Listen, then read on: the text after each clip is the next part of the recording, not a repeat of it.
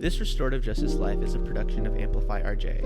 Follow us on all social media platforms at Amplify RJ, sign up for our email list, and check out our website at amplifyrj.com to stay up to date on everything we have going on. Make sure you're subscribed to this feed on whatever platform you're listening on right now so you don't miss an episode. And finally, we'd love it if you left us a rating and review. It really helps us literally amplify this work. Thanks for listening. Enjoy the episode. Welcome to This Restorative Justice Life, the podcast that explores how the philosophy, practices, and values of restorative justice apply to our everyday lives. I'm your host, David Ryan Barcega Castro Harris, all 5 names for the ancestors, and I'm the founder of Amplify RJ. On this podcast, I talk with RJ practitioners, circle keepers, and others doing this work about how this way of being has impacted their lives. Hey folks, I'm Elise, your producer. Even though Black History Month is over, we are still highlighting the work of Black restorative justice practitioners with yet another contributor to colorizing restorative justice. Malik Muhammad is our guest today, and he has been an activist for over 25 years. He has also founded multiple organizations, and we are so excited to invite him to the podcast today. In this conversation, you're going to hear about ancestry, family, connection, and challenge. Before we get onto the episode, I want to remind you of our announcements. Please check out our Restorative Justice in Schools, Decolonize Your Classroom, Restorative Justice Beyond Inclusion, and Restorative Justice for All workshops. Also, to support Malik, you can check out his book, The Restorative Justice Journey, and the book he is featured in, Colorizing Restorative Justice, all in the show notes below. Thank you so much for listening, and without further ado, let's get into this conversation. Welcome, Malik. Thank you. Who are you? I am Malik Muhammad, and that is a few of the names that I've had throughout my life. So I've been called many things in different seasons of my development, but Abdul-Malik Muhammad is who I am. Who are you? I am a father who started that journey pretty young. And I am proud and astonished by the young people and now adults that my children have become and how they're willing to change me and be patient with my transformation. Who are you? I'm a husband who is madly in love with my wife. We've been married for 26 years. We married when we were 19, because what Common said is it doesn't take all day to recognize the sunshine. So I needed to make sure I got that one, and she got me, and so she is my heart. Yeah, Dr. Christina Watlington. Who are you? I'm a brother who found a need pretty early on to find other brothers who would be alongside my biological brother, Lonnie, Cochise Watlington. And then what that did was when he passed about 11 years ago, it allowed me to lean into those other men that I made my brothers, and they accepted that. So I'm a brother, hopefully a good one to them. They are good ones to me. Who are you? I'm an activist.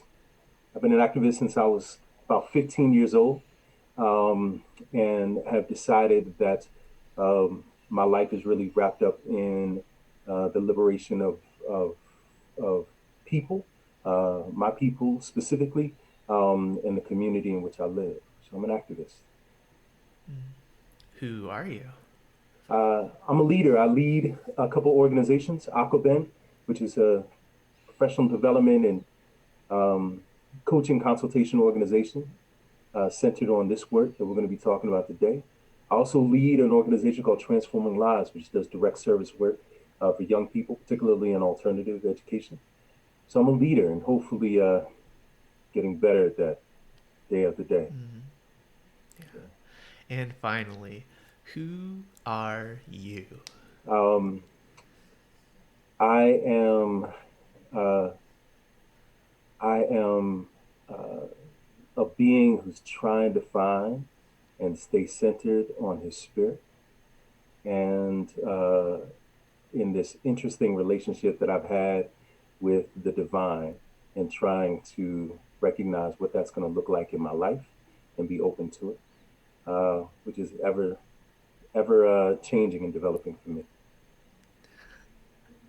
Absolutely. Thank you so much for being here, Malik. We're going to get to a lot of the intersections of those things in a minute, but before we do, always good to check in with the fullness of the question. How are you?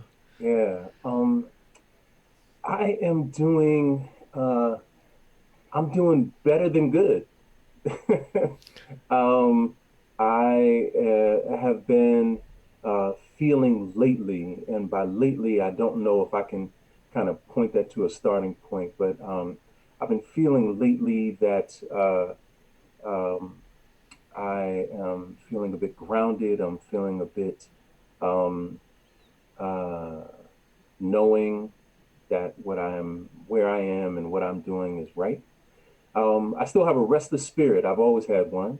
I like to think of those words of, I'm happy but not satisfied, right? So I still got that Mm. grind in me. Um, and I'm not worrying about some of the things that I have had to worry about in my past. And some of those are settling, which is nice. So I am feeling better than good. Um, and also, I think, because I think I default towards the optimism, right? That's kind of what my spirit kind of leans towards, more the optimism. And so that means that in the middle of all the muck and the mire that has been 2020, I've been hopeful, which is which doesn't make sense to some folks, but I'm feeling really hopeful as I look to the culture of the people, their indomitable spirit, even when times are tough, uh, their sense of justice and leaning towards that inspires me. So I'm feeling hopeful. Yeah. Yeah. In my preparation for this conversation, I was actually watching a couple of videos of you on YouTube. One of the things that you talked about in one of them was, people often think of you as like this naively optimistic person, but that's a lot. A lot of that is rooted in the experiences that you've been through. What brings that optimism and hope for you? Yeah, I think you know I had a rough start in life, right? So I can share a little bit of that biography, but because of some of that, what it put, I think, inside of me, um, is so this recognition that, and I mentioned this the other day to some folks, is I don't feel that I was born on solid ground, Mm. right? That the way and the family in which I was born in and the conditions um, had me on always shifting ground, right? So shifting sands. And so what that meant was change was always right around the corner. Shoot, it might be tonight we get evicted, right? And so because of that, um, I began to recognize that change was always going to come. Stability wasn't a given, certainly not from my upbringing. And so that doesn't mean that I've made change always easy, right? That I haven't. I've always embraced it. I certainly haven't, and I still don't.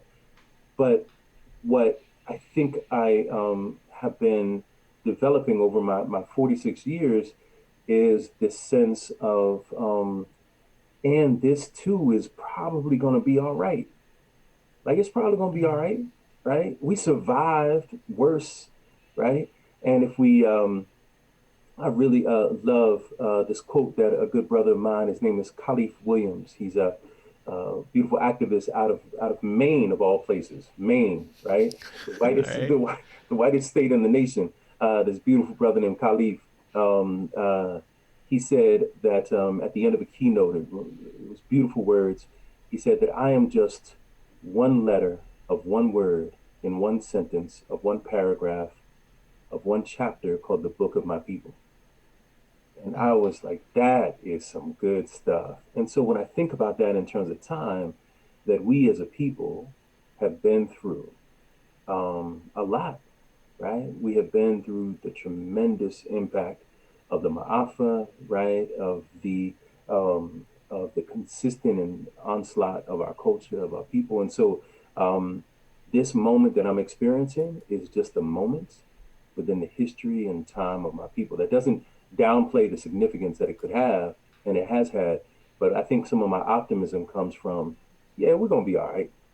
You know, this moment right here doesn't feel as bad as being punched in my mouth and my teeth getting loose, right? In a situation, right? So not downplaying, trauma, right, and the trauma that I've experienced, but trying to put it within a context. So that's where that naive optimism, or maybe not so naive, maybe it's centered on, we're gonna be all right, y'all. Yeah. You used a word in there that I just had to Google really quick. Ma'afa, the genocide Yeah, of Black people that's ongoing. And when you were talking, it reminded me of this conversation between, or something that Maya Angelou shared with Tupac a lot earlier in his life, where she encountered him on a movie set, and he was getting into it with another brother, and she was imparting to him, like, do you know how loved you are mm, by your people who um, sat in their piss, shit, and that's blood right. in slave ships coming over here and survived and made choices so you could be here, Yeah, right? Like, not all of them survived, that's right. right? And not all of us have survived over the last 400, 500 years. Um, but I mean, there's still hope there. We're still here, and we're still Yeah, doing great things. yeah, yeah. That reminds me of so I love science fiction. I've always loved fantasy. Early on, in as a young child, that was my escape, right? If we're living in a hotel, we're living in a tent, both of which things I've done. I could get into a book and I could read about elves and dwarves, right, and other worlds, Hmm. and it would allow me to escape. And so I've always loved science fiction and fantasy. And so I'm reading now Octavia's Brood, right? So it's speculative fiction, it's science fiction writers with short stories, collection of them, inspired by Octavia Butler, right? That master Hmm. of science fiction, and but they're all aimed at social justice. And so in the foreword or introduction of the book, it talks about that we as Black people, as people of color, indigenous people, we are, our very existence is speculative fiction. Our ancestors Hmm. dreamed us up, right? Beyond what anything they could possibly have imagined, they dreamed us up, and then we are the manifestation of that. So we ourselves are walking science fiction, right? And so I think that's what Maya was saying to Tupac, right? That when she said, "I am the hope and the dream of the slave," right? And um, and Tupac, in his emotional pain, in his trying to, I would say, trying to find his way in a world that doesn't see him fully, um, was trying to grapple with who he was in that, right? And uh, and I think Maya was trying to ground him in that among all the other things that you are loved because you are part of the dream of what our ancestors had for us and with us and for Hmm. themselves, right? Yeah. Yeah, I love that. I, how are you living out the dream of your ancestors? Oh man. I don't have to go back very far, man. I mean, I I was so I was born into the world 3 months after my biological father died, and so my mother was 6 months pregnant with me when she had to put on the black dress. She had a toddler by her side, my older brother, who I mentioned, Lonnie, and I was born into a womb of trauma, and I was deeply and profoundly loved. I was given the name after my white grandfather in Maine, so I was born with the name Arnold. And by the time we were homeless, so we were poor, we were living in D.C. By the time I was 8 years old, we were homeless, and then that would directly and profoundly impact, sort of shape the narrative and the trajectory for the next several years and beyond. And so first time I was arrested, I was 10, and then in and out of juvenile detention centers, and and then some other things happened in my life which would shape me in a different way. So when I think back to my ancestors, my mother first comes to mind. She passed the month after my daughter was born. I was 20 years old, and she had what was really cool was that she didn't have as much of her own articulated dreams for me, but she required me to announce mine, to share my dreams of myself and my life with her, and then she would adopt those as her own. So what I wanted to be, who I wanted to be, she would ask me that often, and then champion those, do everything that she could to help me in that way. So I knew at a young age that the hopes and dreams of my family were on my shoulders. If anyone was going to help us become different than the circumstances we were living in, it was going to be on me. And so that's when I, went to college, and then off to into the world, and pursuing degrees and other types of success and things like that. So for me, it really goes there, and it's hard. My mother was such a central figure in my life. It's hard to look beyond her, right? To go back Yeah. further than her, right? And the irony is that for some who try to understand the walk of other people, is that my mother was a white woman from Maine herself, and so she would come to help shape and mold um, this black man who sees and understands himself as an African and is deeply and profoundly committed to his people. Uh, so yeah, my mother was a central figure. So when I think about the hopes and dreams of my ancestors, I think of my mother. Um, I think of my father's people, even though I don't know them. Um, Mm-hmm. but uh, but my mother says that I had my father's nose, and it may be some of his temper apparently. So, but thinking collectively, uh, you know, um, I ultimately belong to my people. And Mm-hmm. so uh, nothing that I've accomplished is because I'm special. I like to think sometimes I'm a special little unique snowflake, but in reality, um, it was the combination of, yes, hard work, but that was probably the lower of the least of the two. In key ingredients, it was the support of the village. I was a heavy Mm-hmm. lift. The community had to come together to pull me up because I was too much for just one person, including my family. So, yeah. Yeah. What did that kind of support look like? Um, so I talk about in some of the writing and talking. I speak about this powerful formula for change, and it's Mm-hmm. the key ingredients of connection plus challenge equals change, Mm-hmm. right? Connection plus challenge, and I think it shows up in the work, but also shows up in my life and early on. That's exactly what those folks were doing. That they were combining connection plus challenge. So the support looked like just individuals, but then also collectives from the community wrapping their arms around me. So I can point to just you know innumerable number of teachers and community members. Shout out to Sister Francis, who was my first grade teacher. Apparently, she lived to Mm-hmm. be 110 years old. She Wow. took my face in her hands when I was just starting school, and she said, "Arnold, do you like to read?" And I said, "No, Sister Francis, I do not." And she said, "Well, if you don't learn to read and love it, I'm going to tell God on you." It freaked me the hell out, man. I was born into a Catholic family, so Sister Francis saying she was going to tell God on me, that's woo. So I didn't want any parts of that. So I learned to read, love it, and that opened me up to a world, right, that I could escape and I could build myself. Um, shout out to Mr. Terry Fox, who was that 10th grade teacher who was really transformative in my life.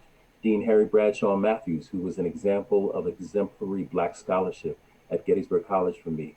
He he helped me to break down the notion that one could be a scholar and an activist, and introduced me to the works of Malcolm X, which eventually um, uh, lead me to for changing my religion and becoming Muslim at a young age. So yeah, so there's just been a tremendous number of people. And then at 18, I met the person who would transform my life, and that's my wife. And she has been, and through her, our children have been the most impactful members of my tribe for the past 25, 26 years.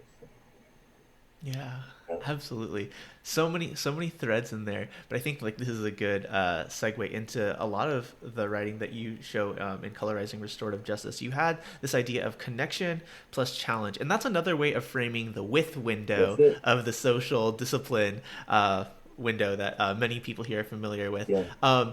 You talk about how our approach to doing this work has to be multifaceted. You talk about the circle, the cipher, and effective communication. I know, also listening to you on YouTube, you talked about if we think about cancer Mm, as this huge problem, chemotherapy is not just like we're giving you one drug. It's a cocktail of that's right. drugs, right? To attack a big problem. And we also bring in like radiation and surgery and whole person care and like That's family, right. social, emotional support in order to get someone whole. When we're talking about the problems of the school to prison pipeline and the mass incarceration of young black and brown youth, we take a multifaceted approach. How does the intersection of you know connection and challenge, Yeah. right, intersect with like these practices of circle and effective communication and others? Yeah, yeah, brother. You really hit it, man. You said a lot there. If I can unpack that a little bit. So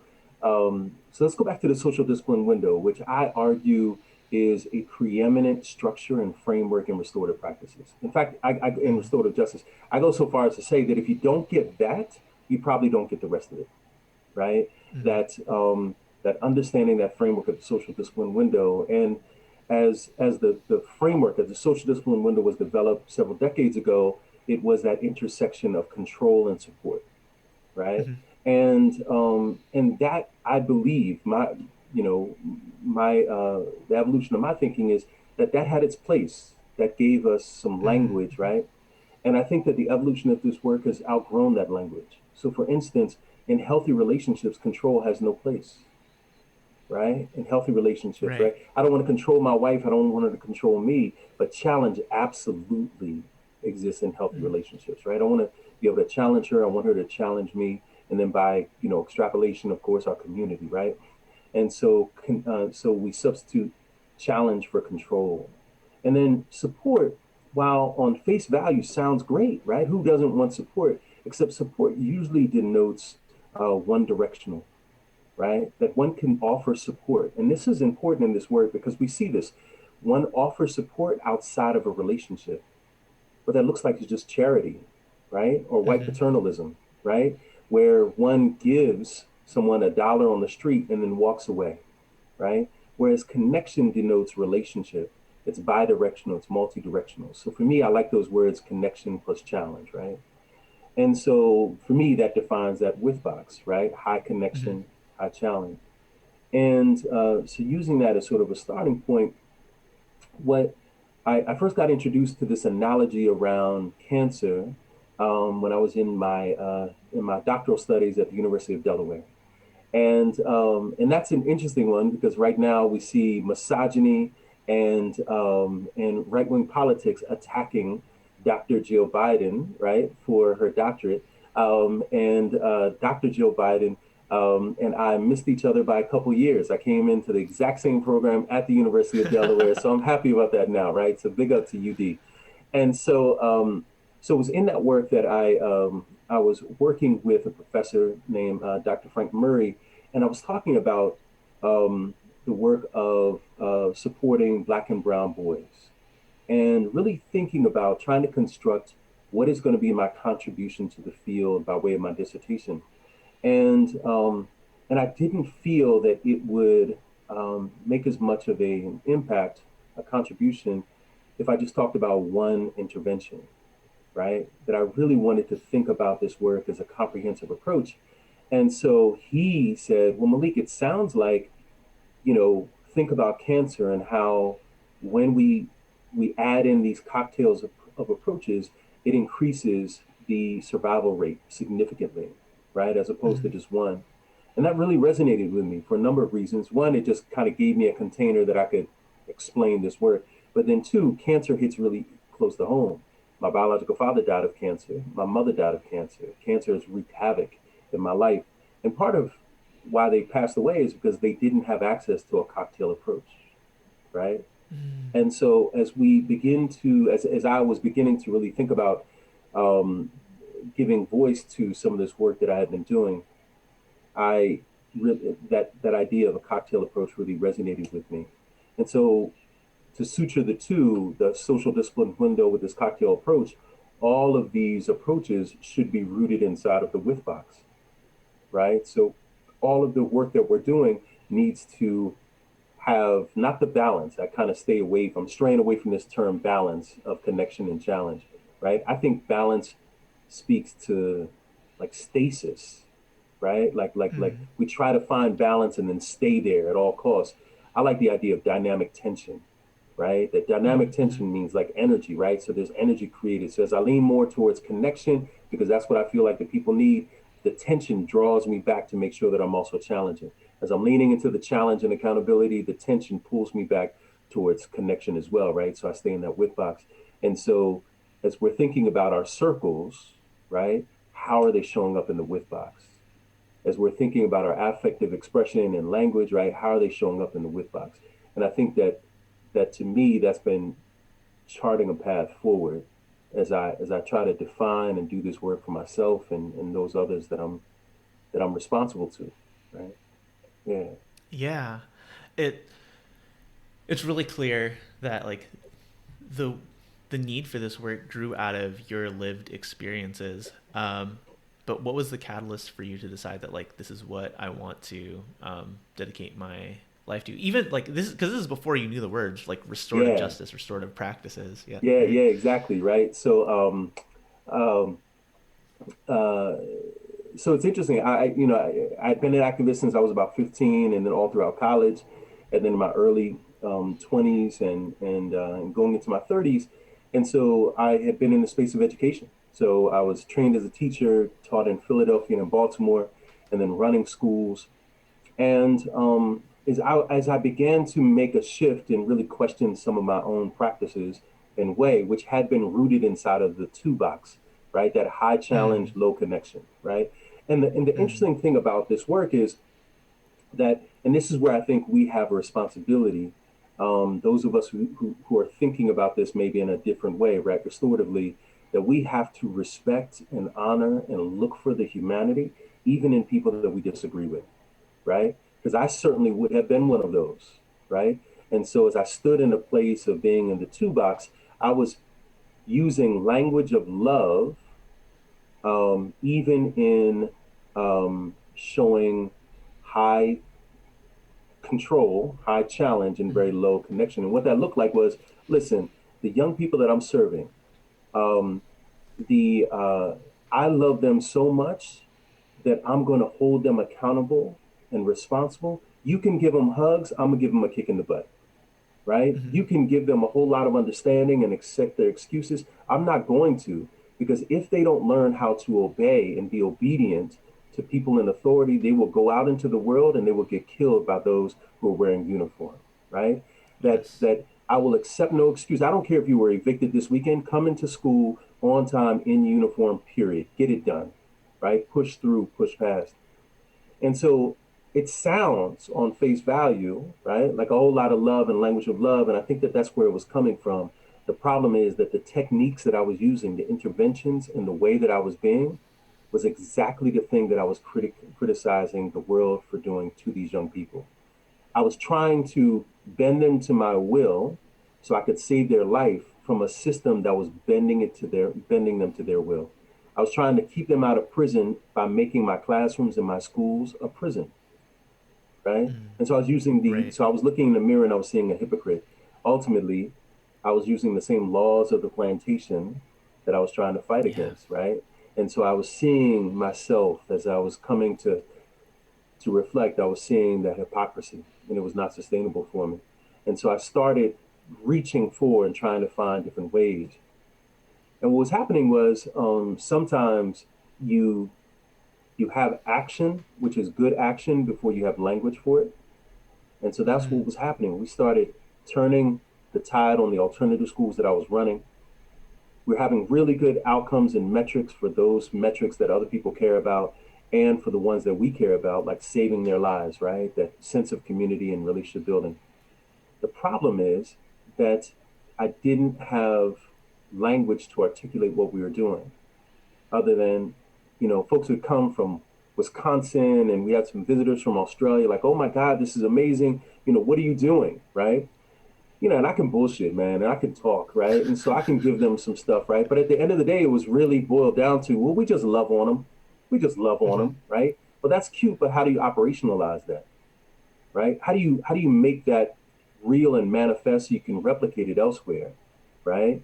So that indigenous community in Hungary, right, can take some of the core principles that you put in place to serve young people in Wilmington, Delaware, and actually serve their young people there. And so we just didn't have terms and language. So Yeah. I found myself on a whitewater rafting trip in Maine. I guess the some areas where my grandparents and their people lived for a while, and I was on a whitewater rafting trip, and I spent a couple hours on a boat with a guy named Steve Hornsby. We called him Judge because he was a juvenile court justice judge in Tennessee, and he started talking to me about restorative practices, and I came to the realization while we were trying to not get thrown off the boat, the little whitewater raft, that that's exactly what we have been doing, and that's the direction in which we wanted to go, and that's sort of started my journey in earnest in terms of language, right? But it continued the Mhm. journey that I had been working on for myself and for others for a while. Yeah, absolutely. Uh, like there were like three threads that I want to go off in there, like really quickly, for people who regularly listen to the podcast. The theme of people of color, right, replicating systems of harm that we learned Mm, from slave masters and people who were trying to control us, into like our own children's lives yeah, is such a rampant problem, right? I think it first got brought up on this podcast by this brother Ruben Roberts. He's out of Oakland right now, grew up in New York, Jamaican immigrants yeah, to the UK, right? So his people, right? His parents, we're treating you like this because this is how the world is going to treat you, right? And we want to prepare you for that. And there is love there, right? But why are we showing love in a way that's like pretty confusing? Like you're harming me to show love. right, Like that's a tough thing to reconcile. And I'm not gonna spoil everything you write in the book, but like you talk about how teaching black and brown boys like this system of like control and like expecting um, love by controlling people like is harmful to that's relationships right. that they have like passing down from generations between them and their future partners, them and their future children. It goes on and on. The other thing that I really wanted to pull out is like this idea of we had these practices, Mm, and even though we don't have like the fancy names of like the social discipline window or restorative practices, like it's things that like if we think about what does it mean to love somebody, if it means to like connect and challenge them, like that's it. Like we don't necessarily need like these formal definitions in order to do this. That's definitely helpful yeah, in order to like communicate the ideas and share them. But like this is work that a lot of our people know intuitively if we just take a step back from what our white supremacist yeah. patriarchal colonial domineering society has taught us. Yeah. No, I completely agree, man. I think the first piece that you mentioned around, how do we replicate systems of harm, right? And what I think is in some ways subtle, um, and complex is what I think of as the remix, right? What Mm-hmm. we like to do just as a people, right? And I'm talking about black and brown people, is we love to remix. right? We take some shit, we make it new, right? And that's cool. The challenge, though, is that the remix doesn't always look and feel and impact differently than the original, right? So, for instance, I think that the remix of the N word, for instance, is Mm-hmm. unsatisfactory to me, right? That Mm. that sort of reaching towards a tool that has been used and developed wholly in order for our denigration, and then saying, well, I'm a remix a little bit, right? And I'm going to try to use it in a positive way. And I wonder if that in and of itself is still limit thinking, right? That Mm. are there ways of being, ways of knowing, terms that we can use for ourselves that are more freeing and liberating, right? Well, Um, is that how we get to like young king, young queen, all that? Right, and even some of that language can be problematic too, right? You know what I mean? Because those are terms of royalty and and all of that, right? But what I wonder is how much are we still relying, right, on the roots of things that one weren't anchored inside of life giving, healing centered work, right? Mm-hmm. So there's that, and I also wonder how much of that is still the slave inside of us, Mm. right? Reaching for that which we have always seen to be as better, right, than our own stuff, right? So so what I'm thinking about is the question of the remix, right, in terms of that. Um, but to I think that there's that dynamic tension between um, the art and the science of the work, right? Or how much of this work needs to be codified. It needs to have structure to it so that we can teach it to others, we can share it, we can study it, we can pull it apart in order to understand it, made right, and allow those things that are still life giving to continue, and those things that no longer give life to discontinue, right? So I think that there's that piece of it in terms of the science, and then how much of it is the spirit, right? That we've got to feel, and that's always been there, and it's been called many different things. And so in the book, in the chapter, I was talking about that the highest manifestation of this work is not for us, right, to come and teach young people about the circle, but to be open so that we would be invited into theirs, and I think that that's to me what's really exciting about this, and what I'm getting energy around is thinking about how what if we develop this lens where we could look for restorative elements inside of the culture of young people themselves, right? Um, and honor it when we see it, right? I think often what we do is we don't honor the culture of the contemporarily oppressed, right? And I guess what I'm saying is that we have a lot of folks inside of the social justice, restorative practices world that will give honor and the genesis of this work inside of indigenous cultures, Mm-hmm. right? Even so far as a circle isn't a circle unless the talking piece is a feather, right? Um, but what I also see is you've got groups like the Hell's Angels that will also give sort of language around honoring indigenous people, right? Not that they really do, but there's something about something that seems to be at the core white supremacists, that we will give honor and acknowledgement to cultures that we have historically oppressed, um, while at the same time denying any cultural value and contributions to the modern day expression of the culture of the descendants of those people, right? Mm-hmm. So when we look at our brothers and sisters and they form a cipher, that isn't seen as a circle.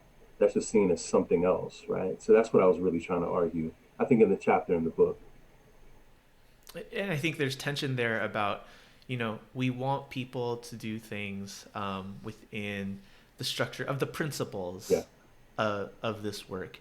And a lot of time when I can speak to schools specifically, the principles get written into Yeah, rules yeah, yeah, yeah, exactly. and laws of like this is exactly how you have to do a circle and it can't look That's right. any other way. And that's problematic for a lot of reasons, right?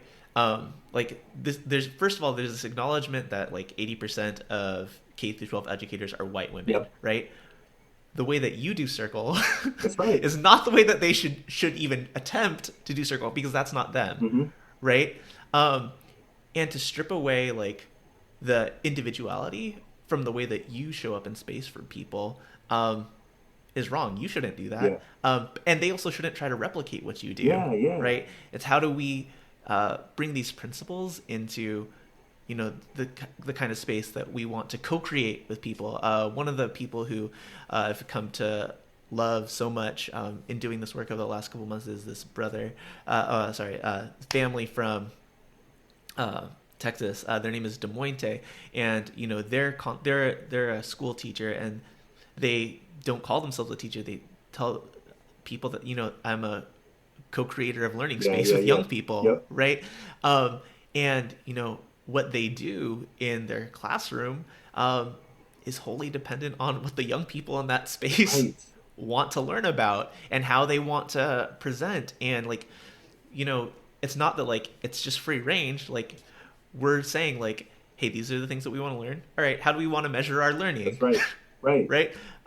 And how are we going to continue to connect with each other as we go through that learning? Like, there's so many different ways that that's going to look, while still sticking to principles of like That's science, exactly you right. know, um, and like, it doesn't have to look one way. And I'm curious, like, as you've done a lot of academic research around, how this different cocktail of approaches come together. Like, how do we move this kind of work forward without like a white supremacist framework of like this is the way, this Yeah, is the right way to like change school discipline, yeah, for example. yeah, yeah, yeah. And I think that again that dynamic tension, right? Because I think that there's a reactionary response to standardization, right? And I Mm-hmm. think that I think there's errors to the right, there's errors to the left, right? To assert that everything needs to be codified. And if it's not in a protocol, if it's not in a policy, it's not in a book, right, then we won't have fidelity as though fidelity itself is the most important thing that's going to change the lives of us and our community, right?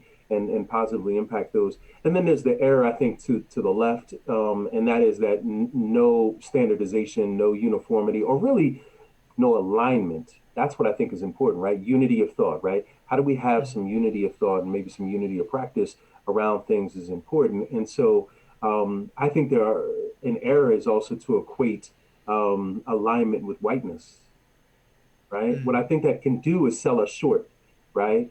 And sometimes for the indisciplined among us and inside of us, that's what we will yearn for, right?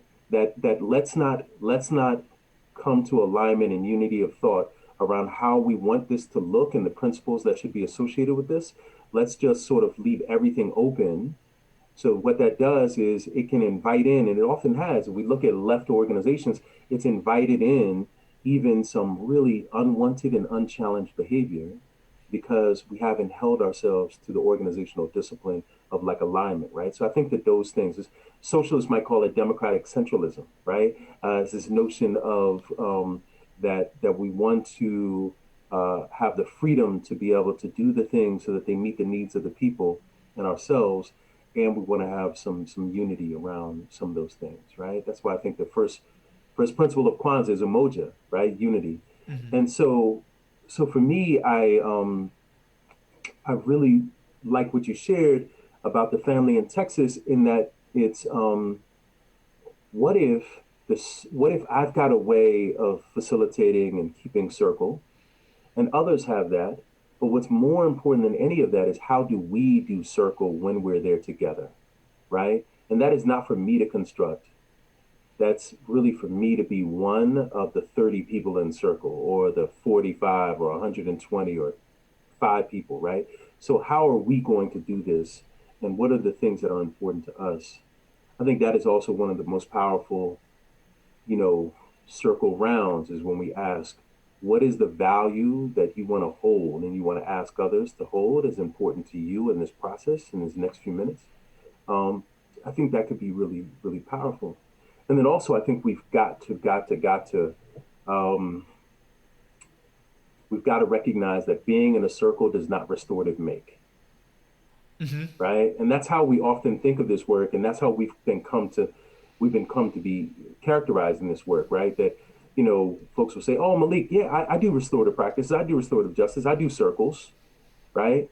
Um, when uh, when I don't want to say the circles are garbage, right? I don't want to say that, right? Because the circle is going to be what the circle is going to be, but it does not have the spirit, right, of this work inside of it, because it's a checkbox, right? And that's where I think that error to the right can be as well. Yeah. Yeah, there's one of the conversations that I have with a handful of folks in this space is like, how do we not become like dogmatic, Yeah. like religious zealots for Mm, like, this is like the one. that's If right. I'm going to bring in the Mandalorian, this is the Come way. on, man, do it, do it. I'm Yeah, all about the right. Mandalorian, man. Come on, now, let's do it. Like, there is a way of being that works for a time and a place, right? Um, for a certain group of Mm, people in that time and space. And then, like, we move past that time, and that practice in that exact way no longer serves us, mm, right? What are the things that we need to do to, continue to um, bring life to our communities, keeping the principles, maybe switching up the practice? And that could yeah, look like a cipher. That could look like, circles look like so many different things. And like, uh, you know, I'm just thinking about, like, I don't know why I've never tried to track this person down, but there's this elder. His name is Stephen Beyer, and he wrote this book called Talking hmm, Stick. And he talks about, circle does not necessarily mean like you're even in circle with other yeah, people, right? Go out in nature and hand your talking stick to nature yeah, and listen, yeah, right? It looks like so many different things. It's the way that we move in this world, not just about like, well, did you do your values yeah, round, yeah, right? yeah, Did you check in? Did you have these whatever exactly. questions? What's in your centerpiece? Exactly, You know? exactly. But you raise such a great point, right? That if there's a democracy in this, right? This acknowledgement that we are all human beings showing up in this way, right? If that is true in 2020, 2021, then was it also not true in 1782, right? Or 650, right? Human beings showing up, finding a way to do this thing called community, developing some of those practices, handing those practices down. Over time, those things get canonized. But what we end up doing is um, uh, creating a cult like following around Mm-hmm. practices that were developed by human beings at a particular time that might have been contextually powerful and valuable, but maybe they cease to be so. The principles are powerful and they should be there, but they cease to be contextually valuable, right? Polygamy is a good example, right? That, right? Maybe it had some contextual value at a particular time, right? But it might not continue to be necessary. And so, sorry for all those brothers and sisters out there that are engaged in polygamy. But I think what I'm really suggesting though is that we ourselves are the ancestors of those that will come, right? Mm-hmm. And our practices, if we're not careful, they'll be canonized and held as sacred for all time when they're not. They make sense, and hopefully they make good sense for what we're doing now. There's a book that I've got in my queue. I haven't got it yet, but I think it's called The Book of Bob. And the premise was that there was a taxi driver named Bob, and he wrote like a diary.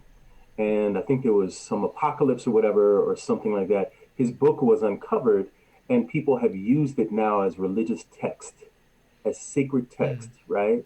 When in fact it was just the ramblings of this guy named Bob, who was a taxi driver, right? Probably some brilliance, probably some stupidity and ignorance in there, but right? And so what you're raising, I think, is such a good point that let's hold as important the principles, and then what is the modern manifestation of that? The cipher for me is one of those, right? Like it's an indigenous practice that has norms, right? If you don't have eyes to see, then you'll just think it's some young folks or some of us with gray beards, right? We're in a circle and it might be a lyrical cipher and it's just people just kind of dancing and entertaining each other. But there's some, if you got the lens to see and look at it analytically, that there's some real powerful things that are going on there, right? Like there's a principle of one mic, right? There's the, that we honor the contributions that somebody's making by celebrating those in the moment, whether that's a calling out to them or clapping or whatever else, right? That there's this active participation. So people are beatboxing or people are just doing something, right? Stomping or whatever. That also the most sacred norm of the cipher is that you bring authentic contribution. You must speak, right? So if it's a lyrical cipher, then you got to come off the top of the dome, right? And that you might share a little prepared, but you're expected, right? That you will violate the cipher if people think like, hold on, those are all written, man. Come on now, right? You got to really bring your authentic voice. And what I think about is if we have lens to see the value in the cipher and the norms there, what if those same norms lived inside of our classrooms, right? Of one mic, right? Of celebrating the contributions of others. That you got to bring your authentic self. Don't contribute what you think somebody else wants to hear. Contribute what your heart and your soul says it has to. Yeah. So. Yeah. There's this piece of me that has recently been thinking about the two approaches that people come to this work by. And of course, it's not wholly binary, but because most of us grow up within a system of values that is about domination, control, sameness, right? And when we come to consciousness, we want to correct that, right? And so we've found something, however we find it, whether it is through connections with other people in academia or through like connections to the land and indigenous folks, we come to these values and this way of being and try to bring it into, the broken system or the system that's functioning in the way that was meant to and is causing harm to people. There's another way of thinking about this where it's like, let's work from these values and create something new. Yeah. Right. That is going to serve us. How do you, as someone who works within systems and works like kind of on the periphery and the outside, how do you reconcile that? Yeah, man. That's the perennial question, right? It's the in versus on, right? It's the danger, I think, that those of us that like to think of us as engaging this revolutionary work of always the opposition, never those in power, right? Right? That there's even privilege in being the contender, where the primary work that you do is criticism of, and not holding yourself of accountability to, right? To build. And so, for instance, in what we see when we look at historical revolutionary change, that in countries that have fought for independence, there would be this united front in fighting for what they are against, and that's the current government, right? Colonialism, right?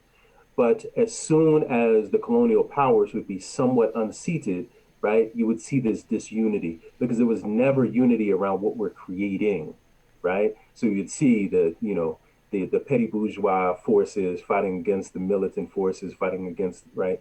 So for me, how does this kind of play in? I think that that if we're not careful, we can use the institutions that are oppressive and our refusal to do some of the hard work there and in that space and on that part of the battlefield as a cop-out for not engaging where the masses are and where they need us. For instance, right? I think of one of my favorite African proverbs, and that is, one does not abandon your part of the battlefield just because it has thorns, Mm. right? And so for me, it speaks to if the vast majority of our children are in public schools, we have good work to do in public schools, right? That doesn't mean that their design, that their intention can be and largely is to produce, consumers for capitalism. Yes, check, Mm-hmm. right? That to produce a citizenry that is largely depoliticized and marginalized. Check, yes, right? And if that is where our masses are, we have responsibility to meet our masses where they are as we are doing the same parallel work of creating alternative structures, right, of freedom that are rooted inside of that and not trying to pull up the weeds, right, in a rotten field and trying to replant, but really how do we show them that we're creating life? And so how I'm trying to reconcile some of that and I'm on the journey is how can we build institutions, organizations that are doing this work that themselves are representation of a different way? So, in the two organizations which I'm a part of, we're trying to lead in a way that is not reminiscent of the other institutions. So let's start there, right? Like, how do we lead Mm-hmm. inside of this? How do we be inside of this organization so that it's going to look, feel different? So it gives us a glimpse of what a new world can be, right, for us on the microcosm. What does that look like? Yeah. Well, it means I can't be large and in charge like I like to be, right? Right? Like, it means that we got some folks in our tribe that chin check me, and Malik, you're being this other way, man. Come on now. And so, uh, I think it's the invitation. I'm using some language from Peter Block now, right? So it's the invitation into the collective and all that comes along with that, right? Like we invite folks into our tribe, invite folks into our organization, um, giving them the free reign to dissent, to say no, right? Because what Peter Block says is Mm-hmm. that if if I can't say no, then my yes means nothing, right? That's very Mm. different than patriarchal, misogynistic, right, racist, white supremacist organizations and institutions built on those, right? Where malicious obedience is part and parcel of it. It's expected that a percentage of your population is just going to go along with the get along because they're worried about, retribution against them. And so, how do we create an organization? And that's what we're trying to do, where there's the opportunity for dissent, right? That there's the invitation to be a part of the tribe. And if you cannot be a part of the tribe, then that's okay, right? This is part and parcel of creating the community, I think. So we're working on that. It's hard, man. It's hard, Yeah, right? and I'm thinking about being a young business owner Yeah, myself, right?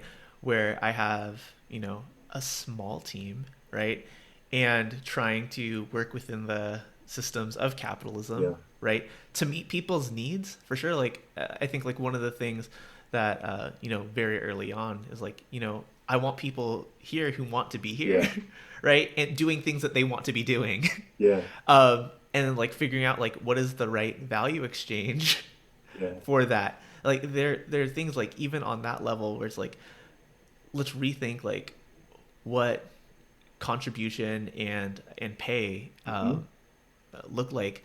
Um, One of the other things that we're talking about or I'm wrestling with is like what does like vacation look like? What does yeah, like the need for like productivity look like?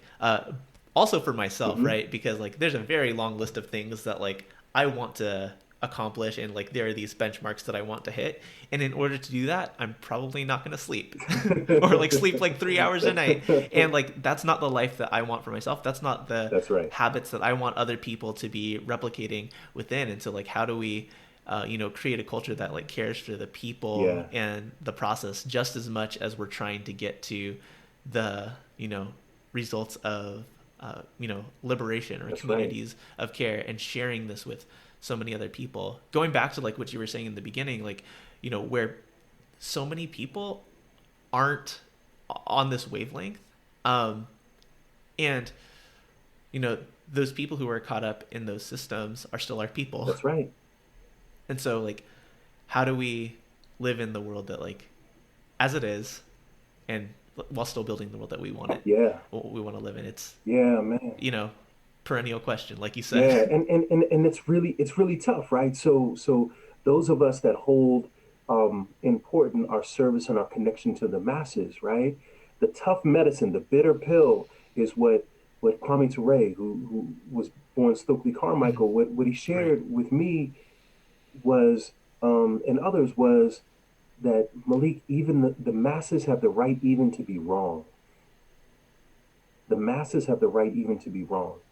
And if we're not careful, those of us that have, read a couple books and we put incense on at 2 o'clock in the morning to read a couple more, right?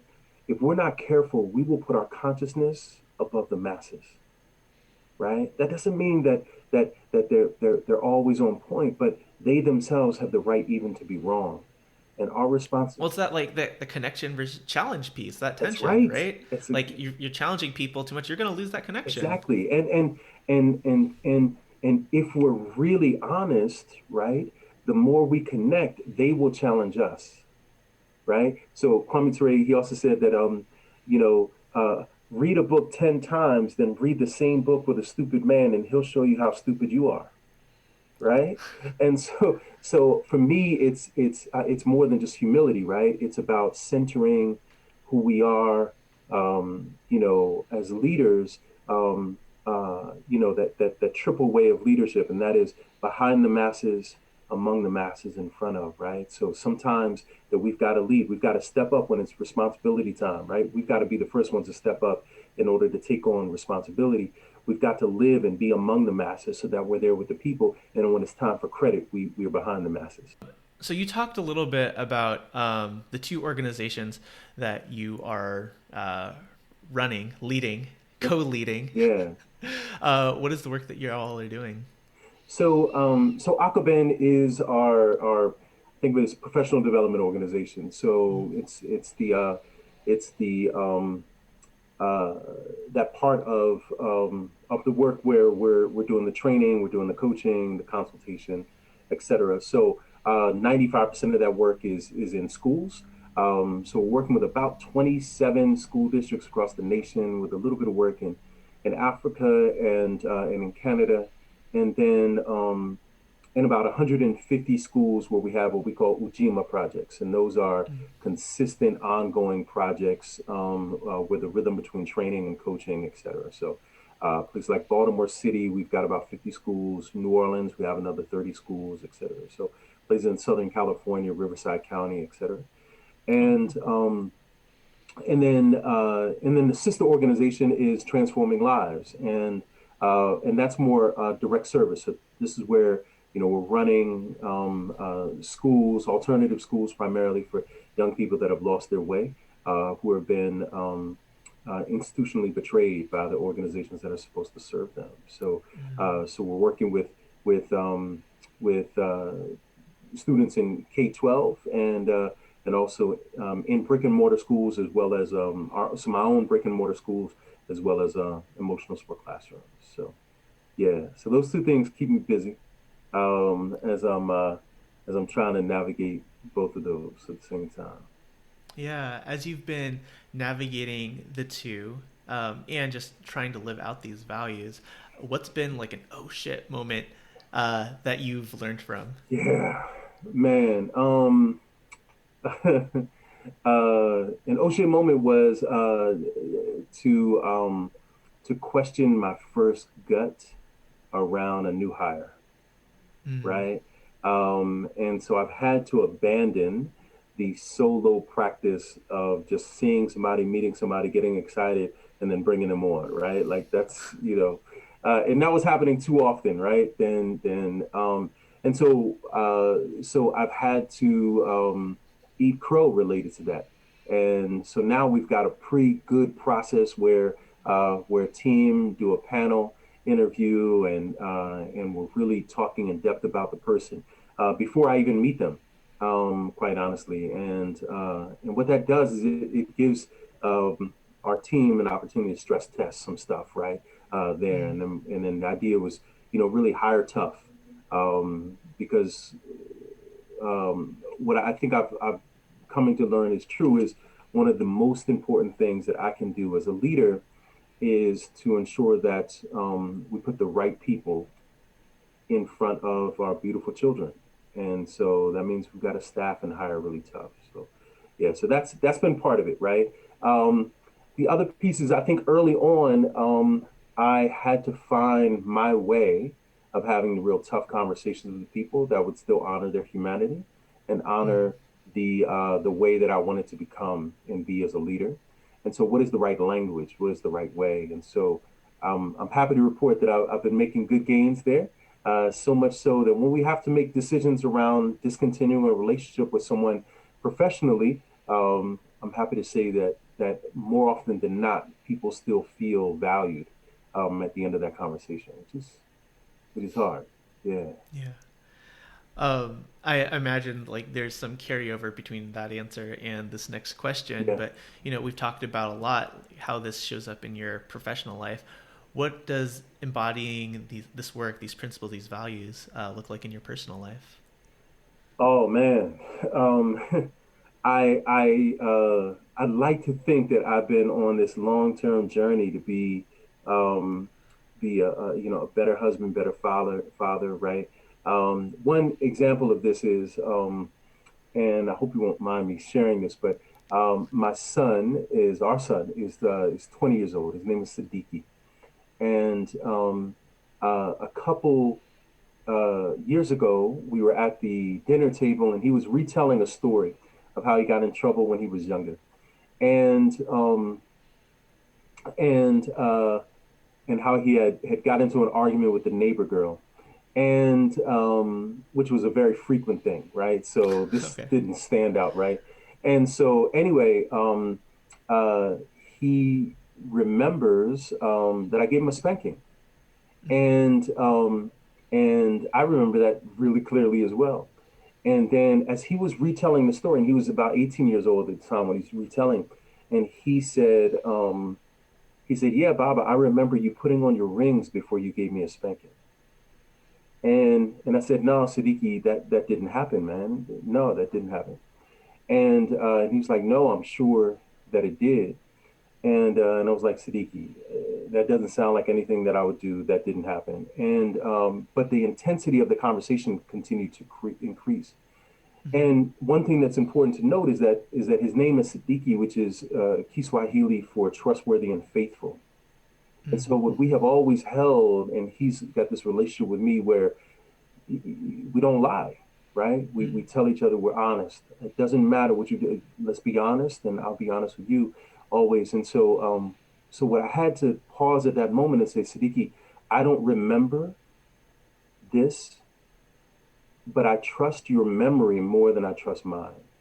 And if you tell me that this happened, I'm heartbroken because I wouldn't want you to know me to be someone that would intentionally try to hurt you in this way.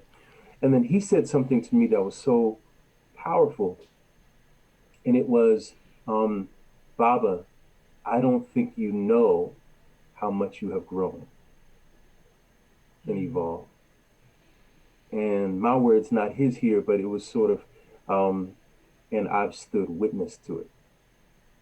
And so to me, that's how this work has really impacted me personally, right? That it has been helping to make me into a father, a husband, a brother, a community member that I can be more proud of. Yeah. Yeah. That's beautiful. Thank you. Yeah. And thank you in advance, Siddiqui, for allowing your father to share this story with the people. It reminds me of somebody just left a comment on a YouTube video that I have up about this idea of holding multiple truths. And it's not fully addressing this person's comment, but like this idea of like, I don't remember putting on those rings. That's not something that I did. Yeah. No, you put on those rings. It doesn't actually matter whether it happened, right?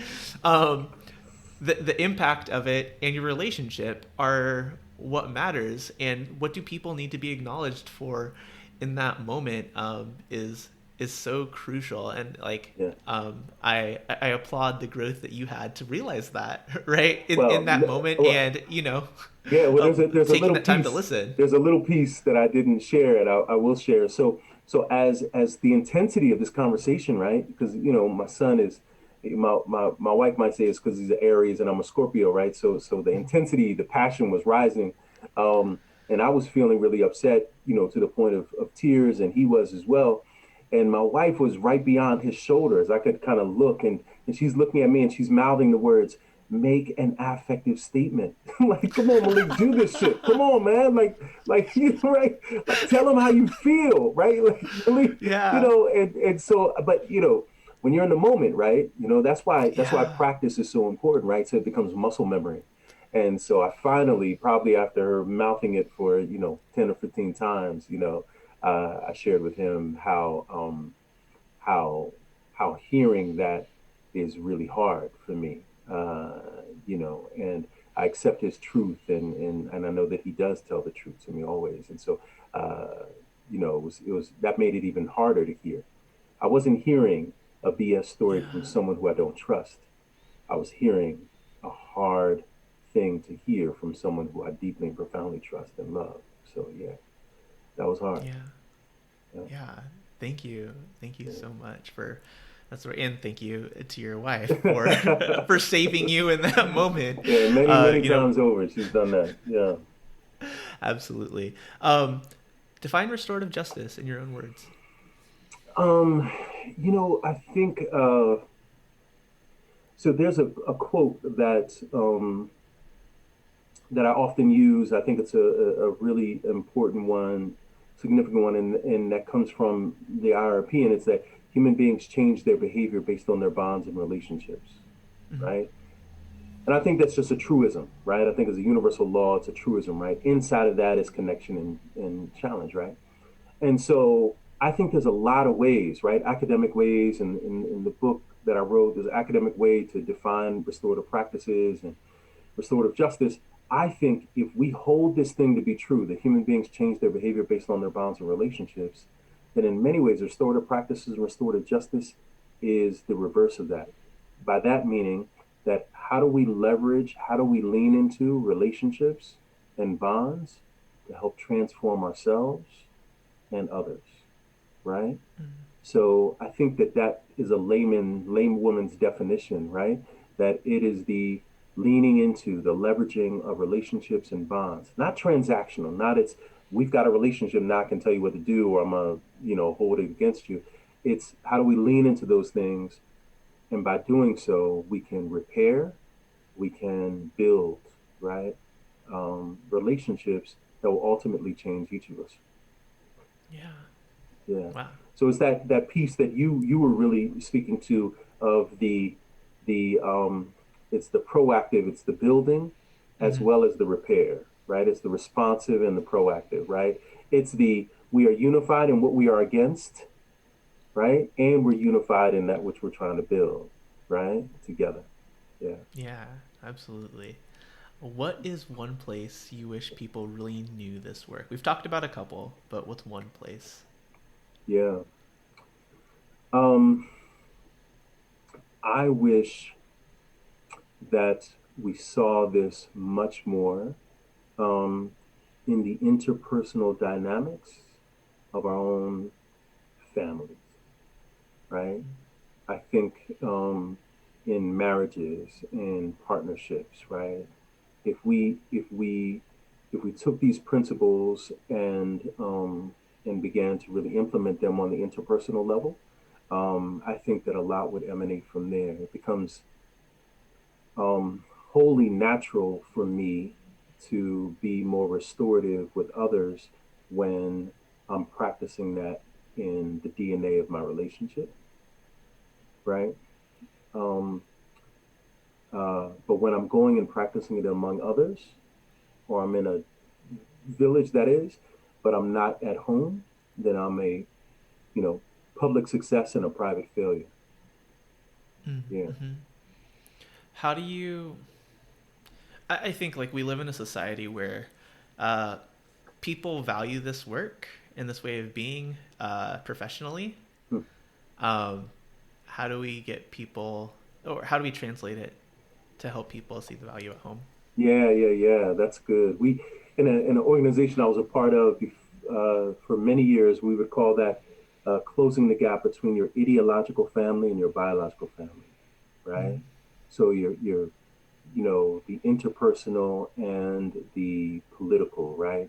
Um, and yeah, I think part of this is um, that for those of us that are engaged in this work, we've got to invite in and call in our family members to also be a part of it. It gives them language, right? So, for instance, um, uh, I have the wonderful, beautiful opportunity to work alongside several members of my family. So our daughter Ngozi is our operations manager. Her partner Isaiah is our development coordinator. Siddiqui, my son, has been an intern for us for a while. My wife Christina does a bunch of training that combines restorative practices and trauma informed care because she's a clinical psychologist.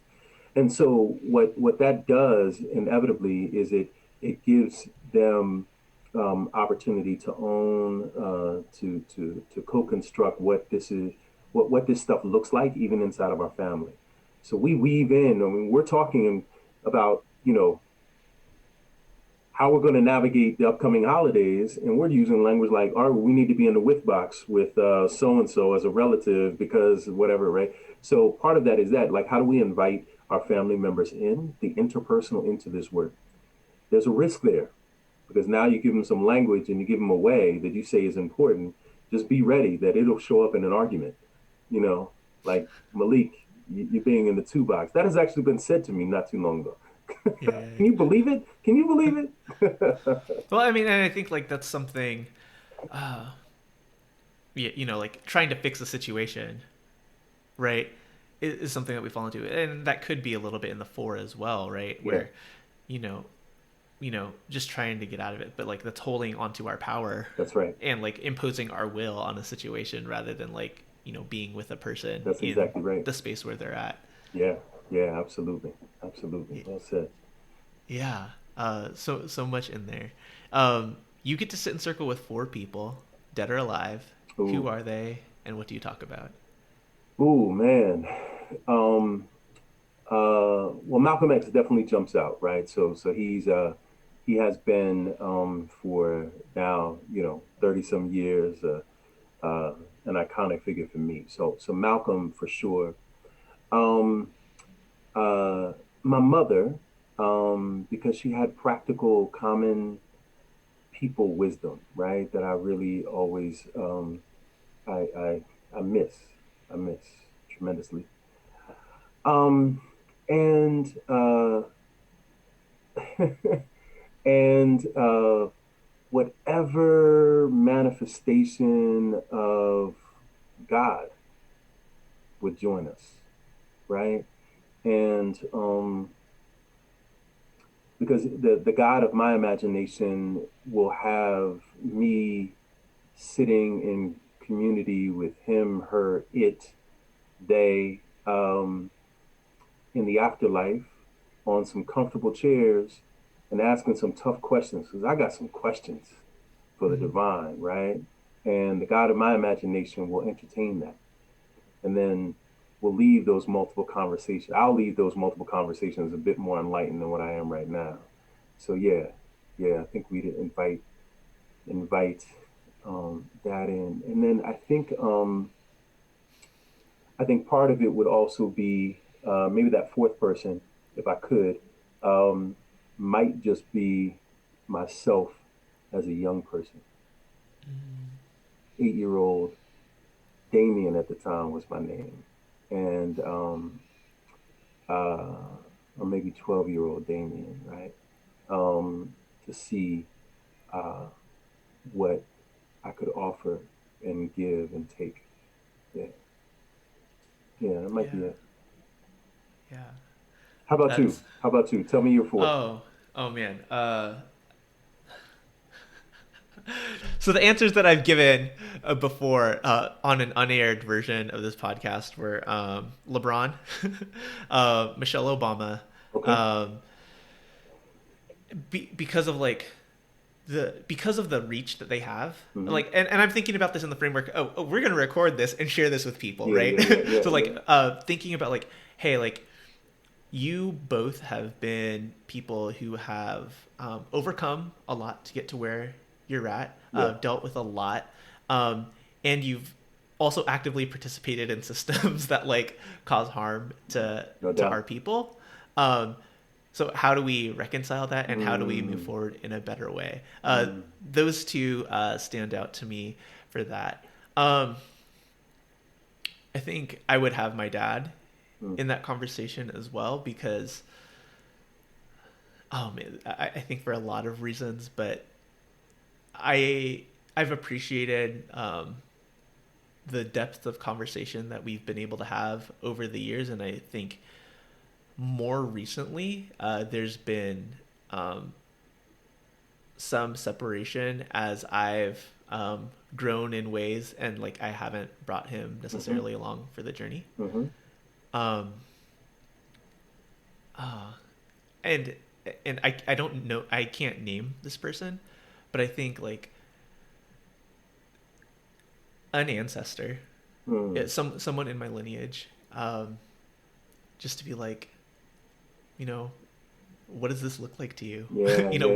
what does 2020, what does 2021 Yeah, yeah, look yeah. like to you? And like, what did you think about the world? What were you dreaming about? You know, all those hundreds of years ago. Yeah, yeah, yeah. That's good. That's good stuff. Good Yeah, stuff. no one's flipped that on me in a while. I Yeah. appreciate that. Um, what is one thing that you want everybody listening to this podcast to know? If they're listening to this podcast, they've got some connection, right, to the work, right? Hmm. So it's one of those things you just don't stumble upon, right? Like you're led to, Yeah, right? right, So right. yeah, so so by virtue of us having a connection to the work, it's I think it's the twin acknowledgement that we are doing good work. This is God's work, right? Like this is God's work, good work. We're on the right side of justice here, and don't take ourselves that seriously, right? Like, come on, like Kendrick said, let's sit down, be humble, right? Hmm. That we're doing really good work, and we're human beings doing it, and we ought to not dishonor ourselves um, by playing small or hype ourselves up so much, right? That we think that we're better than because we just woke up yesterday, right? And so, yeah, I think that is that. And also that, let's make sure to laugh. Let's remember to do that. That's part of the human journey, right? I love to laugh. I'm a jokester. A lot of my stuff is so inappropriate, but I enjoy it. So yeah. Absolutely. How can people support you and your work in the ways that you want to be supported? Yeah, it's a good question. So so um, So I think I love hearing about what folks are doing, how if anything that's shared kind of resonates with them, or just like, hey, listen, Malik, you said this.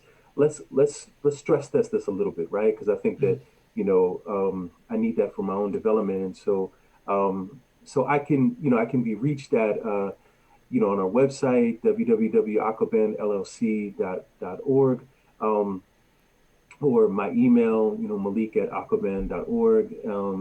I think the contributions that have been made by the other authors in the CRJ, Colorizing Restorative Justice book, are just phenomenal. And I'm just so honored to give a little small piece of that stream of consciousness. Also put out another book called The Restorative Journey. Book one, the theory and application of restorative practices. So that's been a real honor to put out. And now I'm working on this next book, and that is the first part of the sort of the taking my dissertation and making it into a form that is much more reachable to others outside of the academy. And so I'm working on that, and that'll be called "We Can Save Our Boys of Color: Promising Practices from the Field." So, yeah. So a lot of what we had talked about, even from you acknowledging and recognizing that you just came from a therapy session. That's all part of that, right? So mental health in a way that is accessible for many of our Black and brown men. Yeah. Yeah, absolutely. And we'll have links to all of those in the show notes. And finally, before you answer this question, you have to know that you got to help me get this person on. But who is someone that I should have on this podcast? Ooh, man. So this one is easy in that he's one of my closest brothers. His name is Steve Kaur. He has been, I think he's a master in this work around restorative practices. And we work very closely together. So I can easily help you get him on.